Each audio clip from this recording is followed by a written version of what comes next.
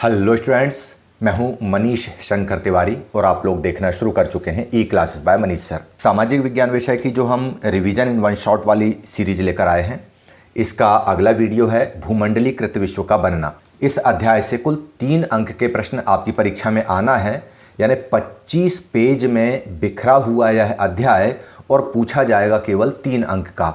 और कौन सी चीज पूछ ले इसकी कोई गारंटी नहीं है, क्योंकि सामाजिक विज्ञान विषय के पिछले सत्रों के क्वेश्चन पेपर आप लोगों ने देखे होंगे, उससे हम ये कह नहीं सकते कि कौन सी लाइन जो हमने पढ़ नहीं पाए, हो सकता है बहुत बारीक अक्षरों में लिखा हुआ किसी चित्र के नीचे का कैप्शन हो, वहीं से क्वेश्चन बन जाए। इसलिए कोशिश ये कीजिए कि पाठ आपकी समझ में आ जाए, ताकि आप उस प्रश्न को किसी न किसी कंटेंट के साथ इस अध्याय के कनेक्ट कर सकें और उत्तर लिख सकें। इतना बड़ा अध्याय है जो कि आपके सामने दिखाई दे रहा है। इसको हमारी पाठ्य पुस्तक में 4 पार्ट में बांटा हुआ है, लेकिन मैं इसे इस तरह से रिवीजन नहीं कराऊंगा। हम इसको अब इस तरह से देखेंगे। भूमंडलीकृत विश्व का बनना, सबसे पहले ये जान लीजिए भूमंडलीकरण किसे कहते हैं। जब विश्व के सभी देश अपनी राजनीतिक और भौगोलिक मतभेदों को या उन सीमाओं को भुलाकर आपस में आर्थिक, व्यावसायिक और तकनीकी सहयोग करते हैं और आपस में मित्रवत रहते हुए अच्छे संबंध बनाते हैं, इसी को हम भूमंडलीकरण कहते हैं। भूमंडलीकरण एक प्रक्रिया है जो निरंतर चल रही है। अब ये चलना कहाँ से शुरू हुई, इसको अपन देखते हैं। तो सबसे पहले देखेंगे प्राचीन काल का भूमंडलीकरण। इसमें हम देखते हैं 3000 ईसा पूर्व के समय हम सिंधु घाटी की सभ्यता के लोगों को देखते हैं कि ये मेसोपोटामिया के लोगों के साथ में व्यापार करते दिखाई देते हैं। इसके बाद हम देखते हैं बीमारियों के संदर्भ में प्लेग ऑफ जस्टिनियन हो, जो 550 से 750 ईस्वी के आसपास हुआ था। ब्लैक डेथ 1346 से 1353 ईस्वी के आसपास। और महामारियों का वैश्विक प्रसार किस तरह से होता है, इसको हमने अभी कोविड-19 के दौर में भी देखा है। इसी तरह से पुराने समय में भी बीमारियां वैश्विक प्रसार करती थीं और उसका कारण यही था कि भूमंडलीकरण नहीं होता तो ये बीमारियां भी इतनी ज़्यादा नहीं फैलती। इसके बाद हम देखते हैं, यहाँ पर इस चित्र में आप देख रहे हैं मालदीप है। यहाँ पर मालदीप में जो कौड़ी मिलती थी, उनको 1000 साल पहले लगभग मुद्रा के रूप में प्रयोग किया जाता था, जिनको पूर्वी अफ्रीका के जो व्यापारी हैं वो चीन लेकर के उन कौड़ियों को जाया करते थे। इसके बाद हम देखते हैं 9वीं सदी के बाद जलपोतों की तस्वीर। हमारे यानी 9वीं-10वीं सदी के आसपास जलपोतों के तस्वीरों को यहाँ पर दिखाया गया, जिससे समुद्री व्यापार का महत्व पता चलता है। ये भारत के संदर्भ में है। चलिए अपन देखते हैं भूमंडलीकृत विश्व का बनना। इस पार्ट का रिवीजन जब हम करेंगे, एक रोड मैप तैयार करेंगे। पहला भूमंडलीकरण जो कि हमको रेशम मार्ग के रूप में दिखाई देता है, वहां से स्टार्ट होता है। दूसरा भूमंडलीकरण जो कि कॉर्न लॉ 1815 के बाद से हमको समझ में आता है। और तीसरा भूमंडलीकरण प्रथम विश्व युद्ध के बाद। पहले भूमंडलीकरण में एशिया महाद्वीप का दबदबा आपको दिखाई देगा। भारत और चीन यहाँ पर वैश्विक ताकत के रूप में आपके सामने दिखेंगी।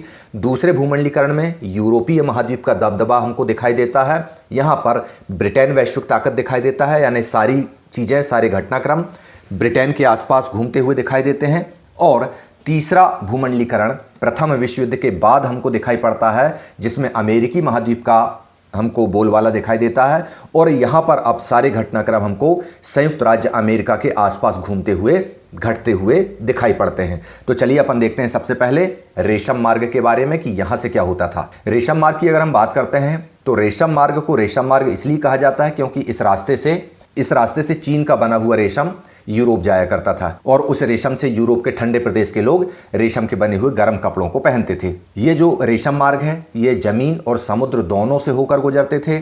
इन रास्तों से एशिया को, यूरोप और उत्तरी अफ्रीका को जोड़ा जाता था। यह प्रश्न परीक्षा में आ जाता है कई बार कि रेशम मार्ग किन किन महाद्वीपों को आपस में जोड़ते थे, तो अफ्रीका, यूरोप और एशिया। अभी अमेरिका खोज ही नहीं हुई थी तो उसको जोड़ेंगे नहीं। रेशम मार्ग तभी बंद होता है जब अमेरिका की खोज हो जाती है। इसके बाद हम देखते हैं रेशम मार्ग कब तक बने रहे। ईसा पूर्व से लेकर 15वीं शताब्दी तक ये रेशम मार्ग बने रहे। इसके बाद हम देखते हैं कि इस रेशम मार्ग से भारत और दक्षिण पूर्व एशिया से कपड़ा और मसाला जाता था। भारत से जाता था कपड़ा और दक्षिण पूर्व एशिया से मसाला जाता था। और बदले में यूरोप से सोना, चांदी और कीमती धातुएं हमको मिला करती थीं। ईसाई मिशनरी, मुस्लिम धर्म उपदेशक और बौद्ध प्रचारक, ये एक तरह से वैश्विक धर्म कहलाते हैं। इन्हीं धर्मों का आदान प्रदान इस रास्ते से हुआ करता था। इसके अलावा चीनी पॉटरी और चीन का कागज वगैरह भी रेशम मार्ग से ही यूरोप की तरफ गया। इसके साथ साथ चीन का जो नूडल्स है, यह भी परीक्षा में पूछा जाता है कि नूडल्स का मूल स्थान कौन सा है, तो आता है चाइना। चीन का नूडल्स जो है यहाँ पर सिसिली में जाकर स्पैघेटी बन जाता है। ठीक इसी तरह 5वीं शताब्दी का अरब का पास्ता जो है वह इटली पहुँचता है। तो भोजन की यात्रा भी इसी मार्ग से हमको होती हुई दिखाई पड़ती है। इसके बाद हम आगे देखते हैं, क्रिस्टोफर कोलंबस जब 16वीं शताब्दी के अंत में एक नई दुनिया अमेरिका की खोज कर लेता है, तब यह जो पुराना विश्व है यह छोटा और सिकुड़ता हुआ हमको दिखाई पड़ता है, क्योंकि तब सारी दुनिया का आकार अब बहुत बड़ा हो जाता है और अमेरिका के आने से पूरी दुनिया में बहुत ज़्यादा परिवर्तन हमको दिखाई देते हैं। अमेरिका की खोज हुई है, लेकिन अभी यह अमेरिका पूरी दुनिया में दबदबा नहीं बनाएगा। अमेरिका की खोज के बाद दबदबा बनता है ब्रिटेन का। हालांकि अभी भी भारत और चीन का आर्थिक अस्तित्व बरकरार रहता है। भोजन की यात्रा में आगे देखते हैं कि अमेरिका की खोज के बाद में टमाटर, शकरकंद, मिर्च, मक्का, सोया और मूंगफली की जब खोज हो जाती है, साथ में सबसे महत्वपूर्ण चीज जो आलू आती है, इस आलू ने यूरोप के जीवन को बदल कर रख दिया था। यूरोप के लोग इतने डिपेंडेंट हो जाते हैं उस आलू पर कि आलू से उनका भोजन बेहतर हो जाता है, उनकी औसत उम्र बढ़ने लगती है। और इस निर्भरता का आकलन आप इसी से कर सकते हैं कि जब आयरलैंड में आलू का अकाल पड़ा तो लगभग 10 लाख लोग वहां पर मारे गए थे। 1845 से 1849 लगभग 4-5 साल के अंदर इतने लोग मारे गए और इससे दुगने लोगों ने तो यूरोप और आयरलैंड को त्याग ही दिया था, पलायन कर लिया था। अमेरिका का उपनिवेशीकरण कैसे करते हैं लोग? अमेरिका के उपनिवेशीकरण में सबसे महत्वपूर्ण योगदान होता है चेचक नाम की बीमारी का। कोई ये कहता है कि यूरोप से ही चेचक के रोग जो है वह अमेरिकी महाद्वीप पहुंचे, कोई कहता है अफ्रीकी दास के माध्यम से यह चेचक वहां पर पहुंचा। चेचक जिस भी तरीके से वहां पहुंचा हो, लेकिन इस चेचक ने अमेरिका के मूल निवासियों का खात्मा करने में बहुत बड़ा योगदान दिया। अब वे प्रतिरोध करने लायक नहीं बचे थे उस संख्या में, इसलिए अमेरिका में यूरोप का बोलबाला हो गया और अमेरिका के लोगों ने यूरोप में लूट मचा दी। और इस तरह से एल डोराडो नाम के शहर को तो अमेरिका में किंवदंतियों में सोने का शहर माना जाता था कि यह सोने का भंडार है, जहां कुदाल मारो वहीं से सोना निकलेगा। अमेरिका की खोज के साथ ही हमने देखा कि अब एशिया महाद्वीप का दबदबा यानी भारत और चीन से विश्व व्यापार का केंद्र शिफ्ट होकर पश्चिम की दिशा में यानी यूरोप, और यूरोप में भी ब्रिटेन के पास में पहुंचने वाला है। तो चलिए देखते हैं 19वीं शताब्दी का यूरोप। 19वीं शताब्दी के यूरोप में भी हम सबसे ज़्यादा बात करेंगे ब्रिटेन की। उस समय वहाँ पर गरीबी और भूख का साम्राज्य दिखाई देता है। आलू खा खा के भीड़ बढ़ चुकी होती है, बीमारियों का बोलबाला रहता है और धार्मिक टकराव वहाँ पर दिखाई देते हैं। ये धार्मिक टकराव कैथोलिक प्रोटेस्टेंट्स में दिखाई देता है, जो हमने मुद्रण संस्कृति और आधुनिक दुनिया वाले चैप्टर में देखा है कि मार्टिन लूथर किंग अपनी विचारधारा को लेकर के आगे बढ़ रहे थे, कैथोलिक उनकी विचारधाराओं को रोक रहा था। इस तरह से वहाँ पर इंक्विजिशन के माध्यम से धार्मिक टकराव बढ़ रहे थे और जो धार्मिक असंतुष्ट लोग थे उनको कड़ा दंड दिया जा रहा था इंक्विजिशन यानी धार्मिक अदालतों के माध्यम से। और ये लोग भागकर यूरोप से अमेरिका जाना चाहते थे, वहाँ जाते थे और साथ में वहाँ पर त्रिकोणीय दास व्यापार शुरू हो जाता है। अफ्रीकी गुलामों को यूरोपीय बाजारों में कपास और चीनी उत्पादन के लिए अमेरिका भेजा जाने लगता है। इसके बाद हम देखते हैं यहाँ से दूसरे भूमंडलीकरण की शुरुआत होती और यह भूमंडलीकरण के साथ ही नई विश्व अर्थव्यवस्था का उदय होता है, जिसमें 3 तरह के प्रवाह हमको दिखाई देते हैं, पूंजी प्रवाह, व्यापार प्रवाह और श्रम प्रवाह।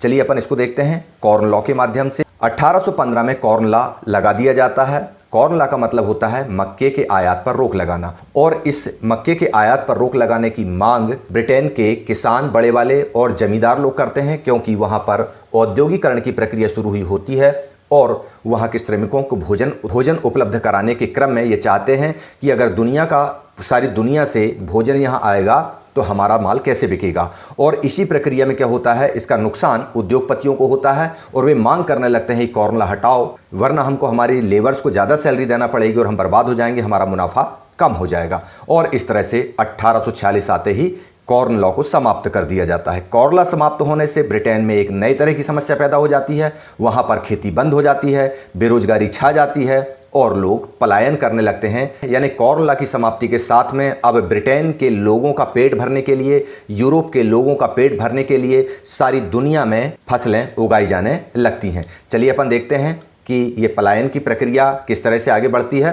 पूर्वी यूरोप यानी ये रूस, अमेरिका और ऑस्ट्रेलिया और इसके साथ साथ दुनिया के अन्य हिस्सों में अब क्या होता है, अधोसंरचनात्मक विकास की प्रक्रिया आरंभ हो जाती है। अधोसंरचनात्मक विकास मतलब रेल नेटवर्क, गोदी विस्तार, यातायात के साधन बनाना और नई बस्तियों का निर्माण करना।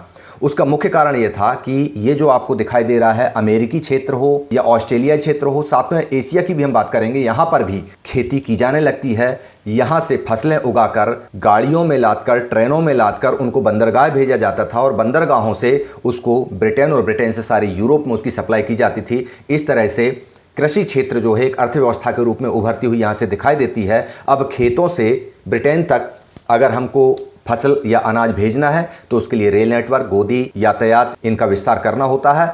इन सारे कामों के लिए दक्षिणी यूरोप, एशिया, अफ्रीका और कैरेबियाई द्वीप समूहों से मजदूरों को इन स्थानों पर भेजा जाता है। अमेरिका, ऑस्ट्रेलिया, इन जगहों पर इनको भेजकर यहाँ पर इनसे फसलें उगाई जाती हैं।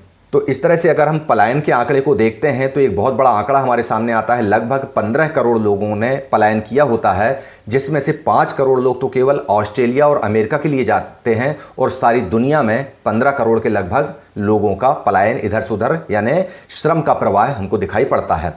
इसका असर क्या होता है? इसका असर ये होता है कि 1890 आते आते पूरी दुनिया एक वैश्विक कृषि अर्थव्यवस्था में तब्दील हो जाती है। यानी भोजन के लिए जो खेती की जाती है वह अब ग्लोबल हो जाती है। अब वह लोकल नहीं रही, अब वह ग्लोबल हो जाती है। यानी कॉर्न लॉ की समाप्ति के साथ में ही जो यूरोप के लोगों का खाना उनकी थाली में आ रहा था वो लोकल मार्केट का नहीं, वह ग्लोबल मार्केट का था। साथ ही साथ भोज्य पदार्थों को अलग अलग गंतव्यों पर भेजने के लिए, जैसा कि मैंने बताया, जहाज, रेल, यातायात इत्यादियों का विकास किया जाता है। ये जो है कैरेबियाई द्वीप, दक्षिणी यूरोप, अफ्रीका, एशिया हमको दिखाई देते हैं। यहाँ पर भी अमेरिका और ऑस्ट्रेलिया, चूंकि यहाँ पर यूरोप वालों ने नए नए उपनिवेश स्थापित किए थे तो यहाँ पर अधिक श्रम की कमी थी, इसलिए इन क्षेत्रों में पलायन करने वालों की संख्या अधिक थी। यानी यहाँ लोगों को ज़्यादा भेजा जा रहा था, अमेरिकी क्षेत्र में खासकर कैरेबियाई क्षेत्र और ऑस्ट्रेलिया। इसके बाद भारत में इसका क्या असर होता है तो हम देखते हैं कि भारत के पंजाब में भी एक कॉलोनी बसाई जाती है जिसको कहते हैं कैनाल कॉलोनी। वहाँ पर लोगों को बसाकर वहाँ खेती की जाती है। वहाँ पर जो सतलज, ब्यास, इन नदियाँ हैं वहाँ से नहरें निकालते हैं, उन नहरों के किनारे बस्ती बसाई जाती है, वहाँ लोग रहते हैं और वहाँ पर अनाज उगाकर ब्रिटेन को भेजा जाता है। इस तरह से हमने भारत में भी इसका असर देखा। ये असर हमको केवल भोजन में दिखाई देता हो, अनाज में दिखाई देता हो, ऐसा नहीं है। इसके अलावा भी कपड़ा, खनिज, कोयला और रबर, इनमें भी हमको दिखाई देता है कि विश्व व्यापार में किस तरह से वृद्धि होती है। इसको इन आंकड़ों से आप देख लीजिए। 1820 में विश्व व्यापार 20% था, जो कि 1914 आते आते 40% के लगभग पहुंच गया होता है।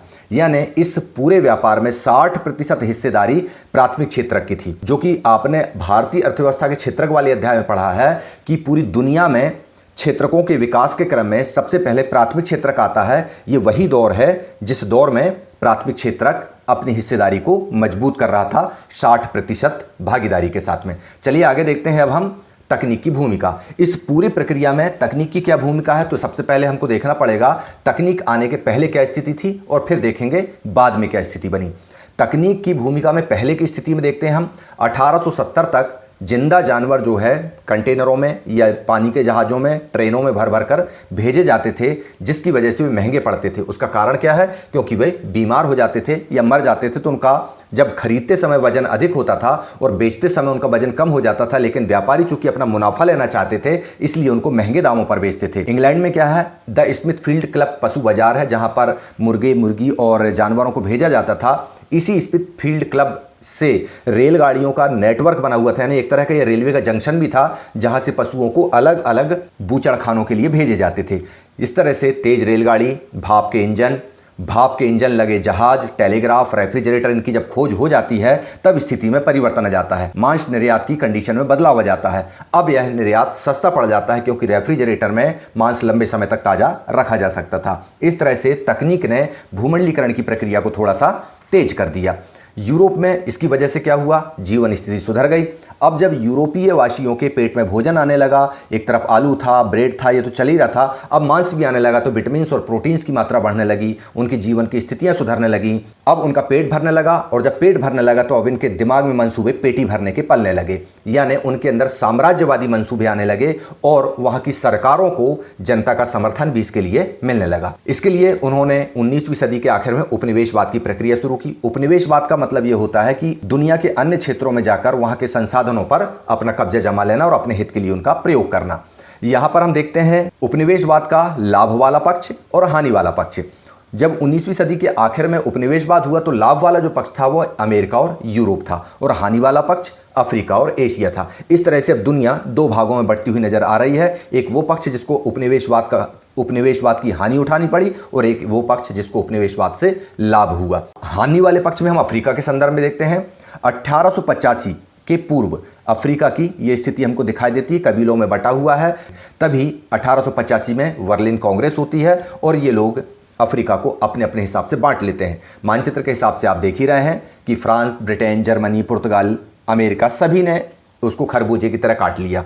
और इसके बाद आज का ये अफ्रीका हम दिखाई देता है जब उन्होंने एक फुट्टा स्केल रख के उसको काटा था, जो आज भी हमको वैसा ही समझ में आता है। इस तरह से देखा कि अफ्रीका को बर्लिन कांग्रेस में बैठ करके लोगों ने खरबूजे की तरह काट लिया। अफ्रीका में अपने आप को स्थापित करने के लिए अमेरिकी लोगों ने, यूरोपीय लोगों ने बहुत सारे दल भी भेजे थे। इनमें से एक सर हेनरी मॉर्टन स्टैनले भी था, जो कि उस समय एक खोजी पत्रकार के रूप में एक वहां पर मिशनरी गई हुई थी लिविंगस्टन की, डेविड लिविंगस्टन की, उसको खोजने के लिए वे गए हुए थे। और वे लोग धर्म के नाम पर प्रचार करने जाते और कीमती संसाधनों की खोज करते और अपने देश की सरकार को बताते। वह सरकार जाकर अफ्रीका में अपने दावे करने लगती, खदानों पर कब्जा करने लगती। इस तरह से अफ्रीका को अपने कब्जे में उन्होंने ले लिया। इसके बाद अपन देखते हैं अफ्रीका को तो स्केल पर बांट दिया, पर वहां के लोगों से वे काम ले पाए या नहीं ले पाए, इसको अपन जानेंगे अगले चैप्टर में, जिसमें एक अफ्रीका में एक ऐसी बीमारी आ जाती है जिसकी वजह से वहां के इंसान गुलाम हो जाते हैं। चलिए देखते हैं अफ्रीका में क्या होता है कि वहां का समाज पशुपालक था और खेतीहर था, यानी खेती करते और पशुपालन करते।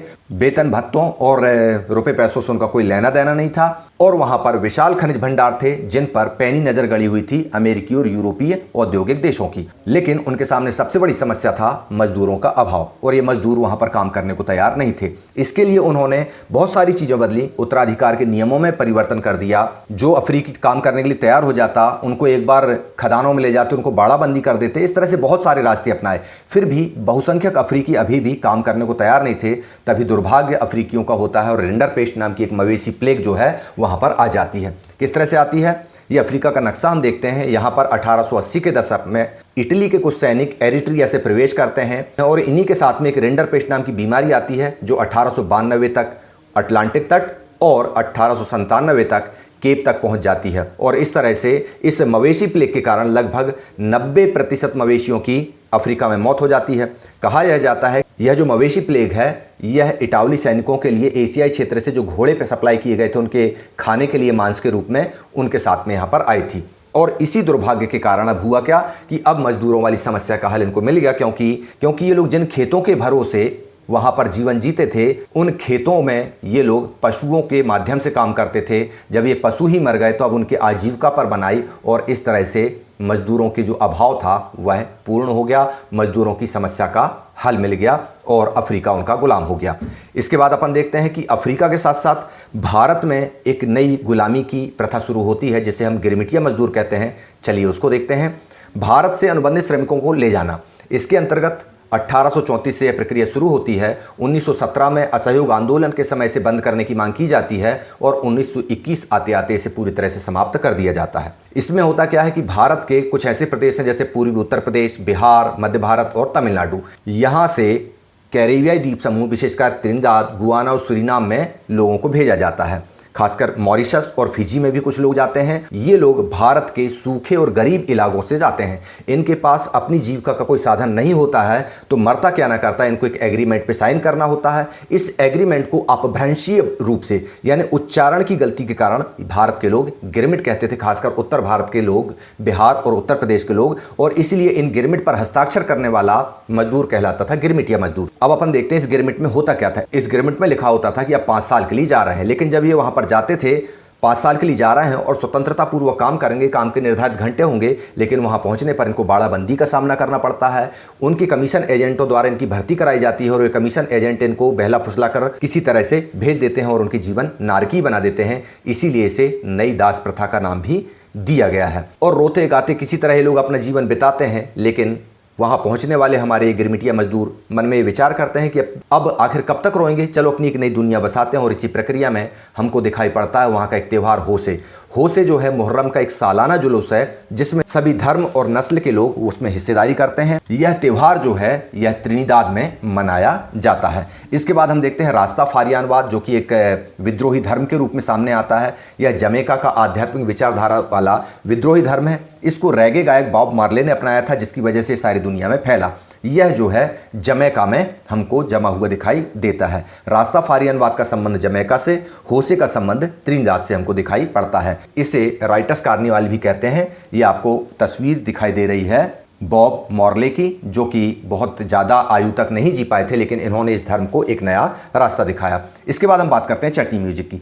चटनी म्यूजिक यानी भोजपुरी और कैरेबियाई संगीत का एक मिला जुला रूप है, जिसने वहाँ पर एक नई संस्कृति को जन्म दिया है। इसके अलावा यहाँ पर देखते हैं हम लोग वी.एस. चंद्रपॉल, राम नरेश श्रवण, वी.एस. नायपॉल। वी.एस. नायपॉल तो एक बहुत बड़े उपन्यासकार थे जिनको नोबेल पुरस्कार भी मिला हुआ है। इनके भी पूर्वज एक समय गिरमिटिया हुआ करते थे, जिनके वंश की जड़ें जो है भारत में आज भी दिखाई पड़ती हैं। भारत से केवल गिरमिटिया मजदूर ही बाहर नहीं गए, कुछ उद्योगपति भी गए थे। इसको अपन देखते हैं विदेशों में भारतीय उद्यमी। तो होता क्या है कि जो बड़े बड़े बागानों के मालिक होते थे, ये कौन होते थे? आपने पढ़ा होगा Bird Heilgers and company, Andrew Yule company, Jardine and Skinner. ये जो प्रबंधकी कंपनियां यूरोप से भारत आती थी, तो ईस्ट इंडिया कंपनी से इन्होंने भूमि वगैरह खरीद ली थी और बागान स्थापित कर लिए थे। इनको पैसे बैंक से और बाजार से मिल जाते थे क्योंकि इनकी साख होती थी। लेकिन जो छोटा और गरीब किसान होता था, उनको कर्ज मिलने में परेशानी होती थी। तब हमारे सामने आते हैं शिकारपुरी के श्रॉफ, नट्टूकोटे के चेट्टियार और हैदराबाद के सिंधी। ये लोग जो कर्ज देते थे, ये बैंकों से कर्ज लेकर छोटे व्यापारियों को देते थे या अपनी जेब से भी देते थे, और ब्याज पर ये लोग अपना पैसा बांटते थे। इसके अलावा बड़े बड़े बंदरगाहों पर इनके एम्पोरियम थे, और सैलानियों का रुझान जब बढ़ता तब इनके एम्पोरियम में इनको फायदा होता, और इस तरह से हुंडी व्यवस्था ने साख पत्रों के माध्यम से ये अपने कर्ज का वितरण किया करते थे। इसके बाद देखते हैं भारतीय व्यापार, उपनिवेशवाद और वैश्विक व्यवस्था। यहाँ पर जब हम देखते हैं तो भारत के संदर्भ में देखते हैं कि भारत की जो महीन कपास है वह ब्रिटेन के लिए निर्यात की जाती थी। हमने पढ़ा हुआ औद्योगिकरण के युग में कि हेनरी पतुलो कहते हैं कि भारतीय महीन कपास से बने हुए कपड़ों का दुनिया में कोई तोड़ नहीं है, इनकी मांग हमेशा बनी रहेगी। लेकिन यहाँ पर आपको परिवर्तन होता दिखाई देगा। महीन कपास ब्रिटेन जाती है, लेकिन ब्रिटेन में परिवर्तन होता दिखाई देता है। वहाँ पर भी धीरे धीरे करके कपास उत्पादन शुरू होता है। भारत की कपास के बीज भी वहाँ पहुँच जाते हैं, वहाँ पर बीज पड़ते हैं और थोड़े थोड़े उगने लगते हैं। अब ब्रिटेन में अब क्या होता है, कपड़ा उत्पादन भी शुरू हो जाता है, जिसकी वजह से अब निर्मित कपड़े पर सीमा शुल्क लगाने की बात वहाँ पर करते हैं। जैसे इस समय हमारा डोनाल्ड ट्रंप अमेरिका में कह रहे हैं कि टैरिफ लगाया जाए, वैसा ही टैरिफ ब्रिटेन में लगा दिया जाता है। अब क्या होता है, इसकी वजह से भारतीय कपास और भारतीय कपड़ों पर रोक लग जाती है, जिसकी वजह से भारतीय कपड़ा उत्पादों के सामने बड़ा संकट हो जाता है। क्योंकि ब्रिटेन का उपनिवेश लगभग दुनिया में बने रहते हैं, तो ब्रिटेन न केवल यूरोप में बल्कि यूरोप के बाहर भी अपने कपड़े बेचना शुरू कर देता है। भारत में भी मैनचेस्टर का आगमन हो जाता है। अब ब्रिटेन में रोक के बाद भारतीय कपड़े का निर्यात घटने लगता है। इसको अपन इस तरह से देखते हैं कि सन 1800 में भारत का जो है 30% कपड़ा ब्रिटेन या यूरोप जाया करता था, और 1970 आते आते हैं 3% हो गया। यह बदलाव कैसे आया?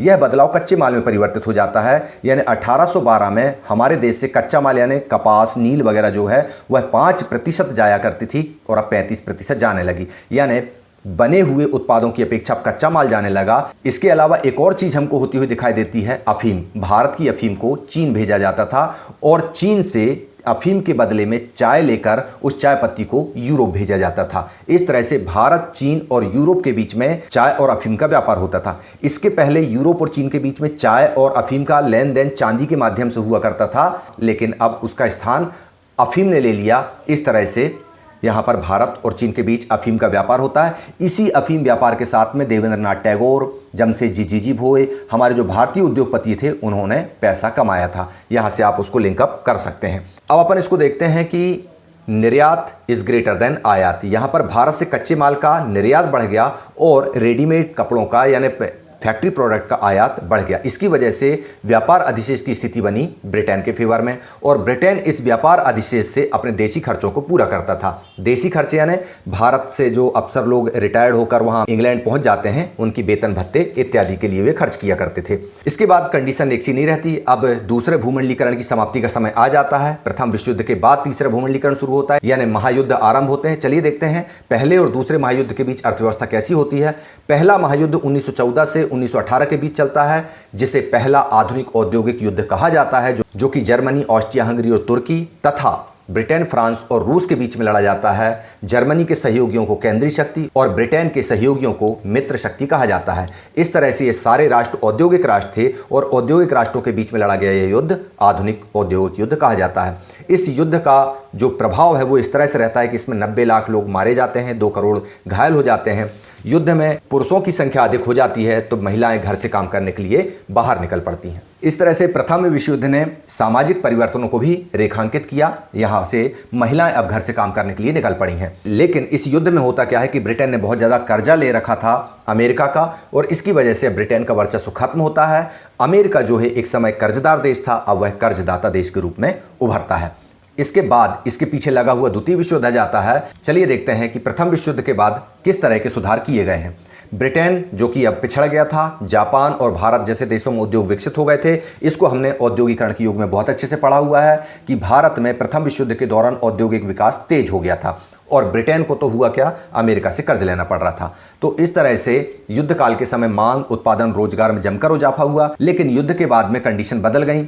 अब युद्ध की मांग खत्म हो गई तो उत्पादन गिर गया। पहले दिन रात फैक्ट्रियां चल रही थी युद्ध आपूर्ति के लिए, तो बेरोजगारी बढ़ गई। अब इन युद्ध व्ययों को पूरा करने के लिए टैक्सेशन किया गया, करों में वृद्धि की गई, युद्ध संबंधी जो व्यय हो रहे थे उनमें थोड़ी सी कटौती की गई और इसकी वजह से सबसे बड़ा संकट आया कृषि आधारित अर्थव्यवस्थाओं पर। इसमें होता क्या है, अनाज के दाम घट जाते हैं और किसान बेचारे कर्ज में डूब जाते हैं। उसकी मुख्य वजह यह सामने आती है कि युद्ध के समय या युद्ध के पहले पश्चिमी यूरोप से गेहूं जाता था। अब युद्ध के दौरान यह गेहूं कनाडा, अमेरिका, ऑस्ट्रेलिया से जाने लगा। लेकिन जब युद्ध समाप्त हो गया तब कनाडा, अमेरिका, ऑस्ट्रेलिया, भारत जैसे फसल उत्पादक देशों से सप्लाई बंद हो गई। फिर से पश्चिम यूरोप अपनी सप्लाई देने लगा और इस तरह से पूरी दुनिया में कृषि आधारित अर्थव्यवस्थाओं पर संकट आ गया। पर अमेरिका तो दिन दूनी और रात चौगुनी तरक्की कर रहा था। कैसे, चलिए देखते हैं अपन इसको। बड़े पैमाने पर उत्पादन और उपभोग, मास प्रोडक्शन, यानी दुनिया का नया बॉस अमेरिका आता है। अमेरिका के उत्पादन की सबसे बड़ी खासियत यह होती है कि वहाँ पर मास प्रोडक्शन होता है जो कि हेनरी फोर्ड के द्वारा किया जा रहा होता है। इसे असेंबली लाइन के द्वारा किया जाता है। इसमें टी मॉडल कार का उत्पादन प्रति 3 मिनट में एक कार होती है। जब अधिक काम की वजह से मजदूर थक जाते हैं तो मजदूरों का वेतन दोगुना कर दिया जाता है। ट्रेड यूनियंस पर रोक लगा देते हैं हेनरी फोर्ड महोदय। इसके बाद में उत्पादन इतना तेज होता है कि 10 साल में 20 लाख की जगह 50 लाख कार पर पहुंच जाता है। न केवल कार बल्कि अन्य उपभोक्ता वस्तुओं की भी मांग बाजार में बढ़ती है। इसलिए अपना सामान बेचने के लिए उद्योगपतियों ने हायर परचेज व्यवस्था यानी EMI अर्थात लोन पर बेचने की व्यवस्था कर रखी और इसे बाद में सारी दुनिया ने अपनाया। 1929 आते आते सिस्टम बदलने लगा था। दुनिया एक गहरे आर्थिक संकट में नजर आने लगी जिसको बोलते हैं महामंदी। परीक्षा में आता है कि आर्थिक महामंदी का सर्वाधिक असर कब से दिखाई देता है, तो वह दिखाई देता है 1929 से। चलिए महामंदी के बारे में देखते हैं कि कैसे सारी दुनिया में विकास की दर जो है रसातल में, धरातल के नीचे पाताल लोक में जाने लगी।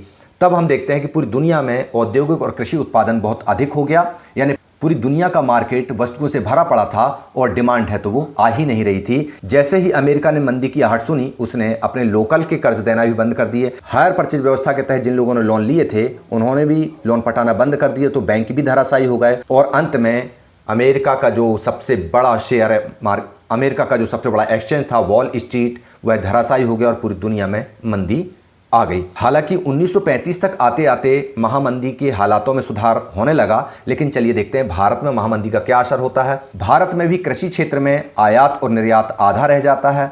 गेहूं के दाम घटकर आधे पहुंच जाते हैं। बंगाल के पटसन उत्पादक जो बोरा बनाया करते थे वे अपना निर्यात दुनिया भर में किया करते थे, वे तो कंगाल ही हो गए। अब इसकी वजह से जमा पूंजी भारत के लोगों ने सोने के रूप में निकालना शुरू कर दिया और सोने का निर्यात बढ़ने लगा और इस तरह से भारतीय सोने ने न केवल खुद को बल्कि पूरी दुनिया को आर्थिक महामंदी से बचा लिया। आर्थिक महामंदी का असर सबसे ज्यादा ग्रामीण क्षेत्रों में और विशेषकर निर्यातक किसानों पर ज्यादा पड़ता दिखाई देता है, भारत में नहीं। उसका कारण क्या रहा, सविनावज्ञा जैसे आंदोलन जिनमें स्वदेशी की बात की जा रही होती है, इस वजह से मध्यम वर्ग, जमींदार और वेतनभोगी कर्मचारी इस महामंदी से सुरक्षित नजर आते हैं। अब समझ में आता है तो क्या भूमंडलीकरण की प्रक्रिया बंद हो गई? जी नहीं, भूमंडलीकरण की प्रक्रिया इसलिए बंद नहीं हुई क्योंकि जॉन मेनार्ड कीन्स जैसे अर्थशास्त्री सामने आए और उन्होंने मुक्त व्यापार की बात कही। जॉन मेनार्ड कीन्स ही वे अर्थशास्त्री हैं जिन्होंने ये बोला था कि भारतीय सोने ने सारी दुनिया में आर्थिक सुधार को बढ़ावा दिया है। अब इसके साथ ही विश्व अर्थव्यवस्था पुनर्निर्माण के दौर से आगे बढ़ती है। प्रथम विश्व युद्ध के बाद उसके पीछे लगा हुआ आपने जाना द्वितीय विश्व युद्ध आ जाता है। द्वितीय विश्व युद्ध भी लगभग उन्हीं देशों के बीच में लड़ा जाता है। यह और ज़्यादा बड़ी तबाही लेकर आता है। 6 करोड़ लोग मारे जाते हैं, दुनिया की लगभग 3% आबादी मारी जाती है, आम आदमी भी मारे जाते हैं सैनिकों के अलावा। लेकिन अब पूरी दुनिया को वापस पटरी पर लाने का बहुत बड़ा दायित्व था और यह दुनिया पटरी पर आई तो 2 कारणों से, एक सोवियत रूस के साम्यवाद से और दूसरा अमेरिका के पूंजीवाद से। चलिए आगे देखते हैं कि युद्ध के बाद किस तरह के बंदोबस्त किए और ब्रेटन वुड्स ने किस तरह की व्यवस्थाएं की। यहाँ पर हम देखते हैं अर्थव्यवस्था में अब सरकारी दखल शुरू हो गया था। जॉन मेनार्ड कीन्स ने यह स्पष्ट कह दिया कि अब जो है मुक्त व्यापार की व्यवस्था खत्म की जाए। मुक्त व्यापार में सरकारी दखल बंद कर दिया जाता था, लेकिन अब जॉन मेनार्ड कीन्स ने बोला कि अगर आपको अर्थव्यवस्था संभालना है तो सरकारों को दखल देना होगा। सरकारी दखल से यानी केनेशियाई अर्थशास्त्र ने क्या कहा कि वृहद उत्पादन के लिए उपभोक्ताओं की आय स्थिर होना जरूरी है। यदि आप अपनी फैक्ट्री में उत्पादन कर रहे हो तो आपके देश के नागरिकों की इनकम होना चाहिए और नागरिकों की इनकम स्थिर बनी रहे। इसके लिए जरूरी है कि उनके पास में रोजगार हो और यह रोजगार देने का काम सरकार करे। इस संबंध में हमने विस्तार से बातें इसके मुख्य वीडियो में की हुई हैं, जहां पर आप जाकर देख सकते हैं। साथ ही पूरी दुनिया से व्यापार करने के लिए एक नया सिस्टम लागू जाता है एमएनसी का, यानी मल्टीनेशनल कंपनी यानी बहुराष्ट्रीय कंपनियां, जो कि 1920 के दशक में स्थापित की जाती हैं। क्योंकि सारी दुनिया में लोग एक दूसरे के सामान पर टैरिफ लगा रहे होते हैं, इसलिए उसी देश में जाकर औद्योगिक इकाई स्थापित करने की बात की जाती है ताकि टैरिफ से बचा जा सके। इसके साथ साथ बाहरी दुनिया से आर्थिक संबंध बनाने के लिए एक संयुक्त राष्ट्र मौद्रिक एवं वित्तीय सम्मेलन का आयोजन ब्रेटन वुड्स में किया जाता है। ब्रेटन वुड्स जो कि हैम्पशायर में अमेरिका के स्थित होता है। यहीं से ब्रेटन वुड्स की 2 जुड़वा संतानों का जन्म होता है, एक आईएमएफ और दूसरा वर्ल्ड बैंक। आईएमएफ यानी इंटरनेशनल मॉनेटरी फंड अंतर्राष्ट्रीय मुद्रा कोष और दूसरा डब्ल्यूबी यानी वर्ल्ड बैंक विश्व बैंक। आईएमएफ का काम रहता है व्यापारिक हानि और लाभ से निपटना, जबकि वर्ल्ड बैंक का काम होता है दुनिया के औद्योगिक देशों के लिए पैसों का इंतजाम करना। इस तरह से इन दोनों के ऊपर अमेरिकी वीटो का इस्तेमाल किया जा सकता था और इस तरह से अंतर्राष्ट्रीय मौद्रिक व्यवस्था काम करने लगती है। इसमें ब्रेटन वुड्स व्यवस्था में होता क्या है कि विभिन्न देशों की मुद्राओं का विनिमय का आधार डॉलर तय कर दिया जाता है और डॉलर की कीमत जो है वह 1 औंस सोना $35 के बराबर तय कर दिया जाता है। यानी सारी दुनिया की मुद्रा का आधार कार्ड डॉलर से लिंक कर दिया और डॉलर को सोने से जोड़ दिया। इस तरह से हम देखते हैं कि इस व्यवस्था से विकसित देशों को लाभ होता है, जिनमें अमेरिका और जापान नंबर 1 पे आते हैं। सवाल ये आता है कि भारत जैसे देशों का क्या हुआ होगा, तो इसे अपन आगे देखेंगे। उसके पहले चलिए अपन देखते हैं कि प्रारंभिक युद्धोत्तर वर्ष यानी ब्रेटन वुड्स व्यवस्था के लागू होने के बाद में दुनिया में किस तरह के हमको उसके रिफ्लेक्शन दिखाई देते हैं। तब ब्रेटन वुड्स व्यवस्था से हमको लाभ ये दिखाई देता है कि 1950 से 1970 के बीच सारी दुनिया में व्यापार के विकास की दर जो है 8% हो जाती है। वैश्विक आय में 5% की वृद्धि दर्ज की जाती है। बेरोजगारी की दर जो है 5% से कम होकर नीचे आ जाती है और तकनीक तथा उद्यमों का पूरी दुनिया में विश्वव्यापी प्रसार शुरू हो जाता है। विकासशील देशों में भी इसकी वजह से ऊर्जा का एक नया संचार होता है। यानी विकासशील देश वे देश होते हैं जो अभी नए नए आज़ादी के लिए आगे बढ़ते हैं। अब जो है औद्योगिक देश उपनिवेशों का त्याग करते हैं, जिसको अनउपनिवेशीकरण कहते हैं, और इस तरह से जो उपनिवेश थे वे यूरोपीय देशों से स्वतंत्र होने लगते हैं। इस तरह से हम देखते हैं कि ये जो 5-6 बड़ी औद्योगिक देश होते हैं ब्रेटन वुड्स की जुड़वा संतानों पर अवैध रूप से कब्जा किए होते हैं। ये सोचने लगते हैं कि अब तो सारी दुनिया पर हमारा कब्जा है। इसी बीच अफ्रीका और एशिया के बहुत सारे देश आज़ाद होने लगते हैं। इनके मन में ये बात आती है कि ब्रेटन वुड्स की ये संतानें तो औद्योगिक और बड़े देशों का भला करेंगी, हमारा भला क्यों करेंगी। लेकिन समय बीतने के साथ जापान और यूरोप, अमेरिका इतने आत्मनिर्भर हो चुके होते हैं कि ये ब्रेटन वुड्स की दोनों संतानें लगभग बेरोजगार की स्थिति में हैं। तब ये बोलते हैं कि नहीं, हम भी आपकी मदद करेंगे, आप चिंता मत करो। लेकिन ब्रिटेन और फ्रांस जैसे देश ऐसे थे जिन्होंने अपने उपनिवेशों को आज़ादी तो दे दी थी, लेकिन अभी भी वहाँ की कीमती खदानों पर इन्हीं का कब्जा दिखाई देता था। ये अभी भी शोषण कर रहे होते हैं। तब ये लोग कहते हैं नहीं, हमें तुम्हारे ऊपर भरोसा ही नहीं है, हम तो अलग से अपनी नई अंतर्राष्ट्रीय आर्थिक प्रणाली बनाएंगे, न्यू इंटरनेशनल इकोनॉमिक ऑर्गेनाइजेशन तैयार करेंगे और वे इसके लिए G77 नाम का एक विकासशील देशों का संगठन तैयार कर लेते हैं और इस तरह से उनको अपने संसाधनों पर हक मिल जाता है। कच्चे माल के सही दाम मिलने लगते हैं और निर्मित उत्पादों को बाजार और उचित आर्थिक सहायता वे लोग एक दूसरे को मुहैया कराते हैं। तो सवाल ये आता है कि जब इस तरह से G77 बन जाता है तो क्या ब्रेटन वुड्स व्यवस्था चल रही है या बंद हो गई। चलिए देखते हैं ब्रेटन वुड्स व्यवस्था का समापन और वैश्वीकरण की वास्तविक शुरुआत। ब्रेटन वुड्स व्यवस्था में क्या होता है कि जब पूरी दुनिया में अमेरिका जो है निवेश करने के चक्कर में अपनी एमएनसीज के माध्यम से वहां पर जाता है, लेकिन करेंसी वार और ट्रेड वार वहां छिड़ जाता है। अमेरिकी डॉलर के सोने से जुड़े होने के कारण बहुत सारे दुनिया के देश अपनी मुद्रा को डॉलर में बदलते और अमेरिका से सोना लेने का प्रयास करने लगते। इसकी वजह से होता क्या था कि अमेरिका में डॉलर और सोने का जो अनुपात है वह गड़बड़ा जाता है। इसकी वजह से अमेरिका का डॉलर का दबदबा कम हो जाता है और सोने की तुलना में डॉलर की कीमत गिरने लगती है। तब स्थिर विनिमय दर की व्यवस्था जो है डगमगा जाती है और अमेरिका के राष्ट्रपति ब्रेटन वुड्स व्यवस्था में यानी स्थिर विनिमय दर व्यवस्था से अपने आप को बाहर कर लेते हैं। आपको बता दें, विनिमय दर के बारे में अगर आपको जानना है तो आप इसका मुख्य वीडियो जो ई क्लासेस बाय मनीष सर में, जिसकी लिंक मैं आपको डिस्क्रिप्शन बॉक्स में दे दूंगा, उसे देख सकते हैं। सामान्य तौर पर बता दें कि स्थिर विनिमय दर व्यवस्था में सरकारी हस्तक्षेप रहता है, जिसकी वजह से दो देशों के बीच में मुद्रा के माध्यम से जो लेन देन होता है उसके मान में लंबे समय तक कोई बदलाव नहीं होता है। जबकि अस्थिर विनिमय दर या परिवर्तनशील विनिमय दर में सीधे बाजार का हस्तक्षेप होता है, यानी जिस मुद्रा की मांग ज़्यादा होगी उस मुद्रा का मूल्य ज़्यादा होगा, जिस मुद्रा की मांग कम होगी उस मुद्रा का मूल्य कम होगा। इसी के साथ साथ विकासशील देशों ने यह प्रण ले लिया कि अब हम पश्चिम के बैंक और जो पर्सनल ऋणदाता हैं उसे लोन नहीं लेंगे, क्योंकि ब्रिटेन ने प्रथम विश्व युद्ध के समय यही गलती की थी और इसकी वजह से वह अमेरिका का कर्जदार बन गया था। तो विकासशील देशों ने इस तरीके से लोन लेने पर प्रतिबंध लगा लिया और इसकी वजह से कर्ज संकट, बेरोजगारी और गरीबी की स्थिति बनने लगी। और यह स्थिति इसलिए बनी क्योंकि नए नए विकासशील देशों को अब ऊर्जा के लिए जरूरत थी, पेट्रोल और डीजल की जरूरत थी। पेट्रोल और डीजल वाले जो भंडार थे उन पर अमेरिका का कब्जा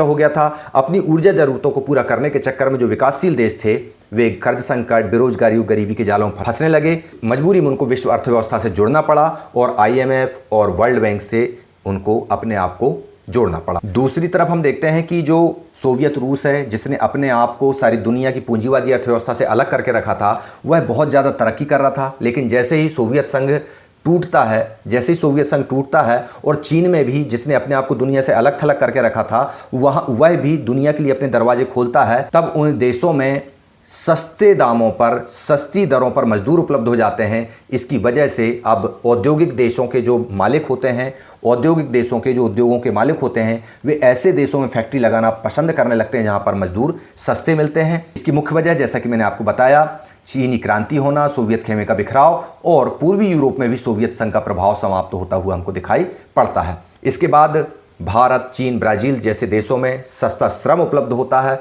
इसके कारण मल्टीनेशनल कंपनियां यहां आती हैं, उद्योगों की स्थापना होती है और इस तरह से इन देशों का आर्थिक भूगोल हमको बदलता हुआ दिखाई देता है। वैश्वीकरण के क्या प्रभाव हुए, इसको देखना हो तो वैश्वीकरण और भारतीय अर्थव्यवस्था वाले चैप्टर में आप जाकर देखेंगे। इस तरह से बहुत तेजी के साथ, बहुत स्पीड के साथ हमने भूमंडलीकृत विश्व का बनना वाले अध्याय को एक वन शॉट में कंप्लीट करने का पूरा प्रयास किया है। निश्चित रूप से यदि आप इसको सुनेंगे, समझेंगे, आपके लिए यह बहुत उपयोगी साबित हो सकता है। तो चलिए इसी के साथ में इस चैप्टर को यहीं पर अपन क्लोज करते हैं। इस चैप्टर के महत्वपूर्ण प्रश्न डिस्क्रिप्शन बॉक्स में आपको मिलेंगे, वहां पर जाकर देखिए और तैयारी कीजिए। मेरी तरफ से आपको ढेर सारी शुभकामनाएं। दीजिए मुझे इजाजत। जय हिंद, जय भारत।